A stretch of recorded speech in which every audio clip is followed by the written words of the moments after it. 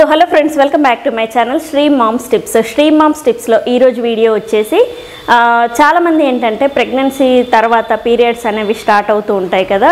అంటే మెచ్యూర్ అయిన దగ్గర నుంచి డెలివరీ అంటే తర్వాత ప్రెగ్నెన్సీ దాకా కూడా కొంతమందికి ఎక్కువ హెవీగా పెయిన్ అనేది ఉంటుంది.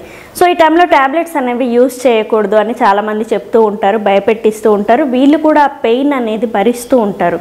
సో ఒకవేళ స్కూల్కి వెళ్ళే పిల్లలైతే స్కూల్కి కూడా వెళ్ళకుండా, ఏదైనా పనిలోకి జాబ్లోకి వెళ్ళేటోళ్ళు జాబ్కి కూడా వెళ్ళకుండా ఆ పెయిన్ అలానే 2 days అనుభవించి దాని తర్వాత 3rd day 4th day అలా వర్క్ చేసుకుంటూ ఉంటారు.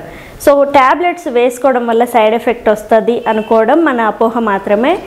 పెయిన్ కిల్లర్స్ వేసుకోకూడదు కరెక్టే, కానీ ఇంత ఎక్కువ హెవీ పెయిన్ని భరించడం అనేది కూడా అంత మంచిది కాదనమాట. సో ఖచ్చితంగా మీరు 2 ట్యాబ్లెట్స్ అయితే యూస్ చేయొచ్చు. ఐబుప్రూఫిన్ ఒకటి, మెఫ్తాల్ స్పాస్ ఒకటి. ఇదైతే సైడ్ ఎఫెక్ట్ ఏముండదు. మంత్ మొత్తం వేసుకోం కదండి. ఏదైనా పెయిన్ కిల్లర్ని ఎవ్రీడే వేసుకుంటే ప్రాబ్లం అవుతుంది, కానీ మంత్కి ఒక 1 or 2 అయితే వేసుకోవచ్చు.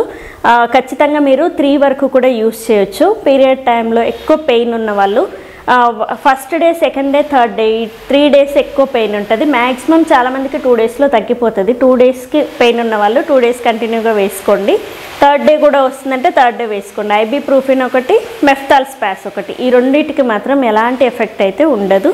సో మీరు హ్యాపీగా ట్యాబ్లెట్స్ అనేవి యూస్ చేసుకోవచ్చు. ఆ పెయిన్ని అలానే భరించడం అనేది ఇంకొంచెం డేంజర్ అయ్యే అవకాశం ఎక్కువగా ఉంటుంది.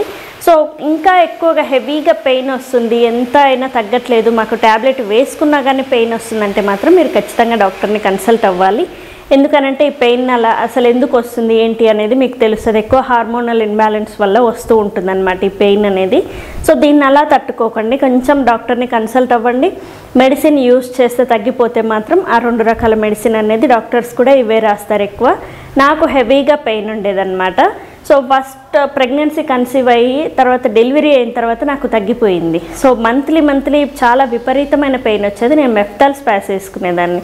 సో ఖచ్చితంగా మీరు ఈ 2 ట్యాబ్లెట్స్ అయితే యూస్ చేయొచ్చు.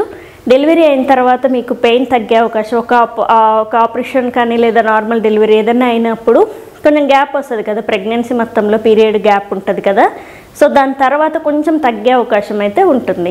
సో కొంతమందికి తగ్గదు. సో అందుకు మీరు ఈ 2 ట్యాబ్లెట్స్ యూస్ చేసుకోండి. ఫుడ్, డైట్ అనేది కరెక్ట్ మెయింటైన్ చేసుకోండి. మెంటల్ స్ట్రెస్ అనేది తీసుకోకుండా ఉంటే ఇలాంటి మామూలుగా హార్మోనల్ ఇన్బ్యాలెన్స్ అనేది అవ్వదు.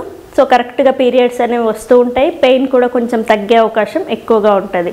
సో ఫుడ్ వచ్చేసి మనము మామూలుగా స్ప్రౌట్స్ ఉంటాయి కదా, స్ప్రౌట్స్ అనేవి చాలా ఎక్కువగా తీసుకుంటూ ఉండాలి. బ్రేక్ఫాస్ట్ స్కిప్ చేసి స్ప్రౌట్స్ తీసుకుంటే మీకు పెయిన్ అంటే హార్మోన్ ఇన్బ్యాలెన్స్ అనేది తగ్గిపోయి కొంచెం మీకు పెయిన్ ప్రాబ్లం కూడా తగ్గే అవకాశం ఎక్కువగా ఉంటుంది.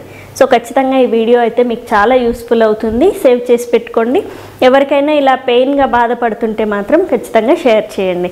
సో చూసారు కదా ఈరోజు video, and thank you. Please subscribe my channel Sri moms tips. Thank you.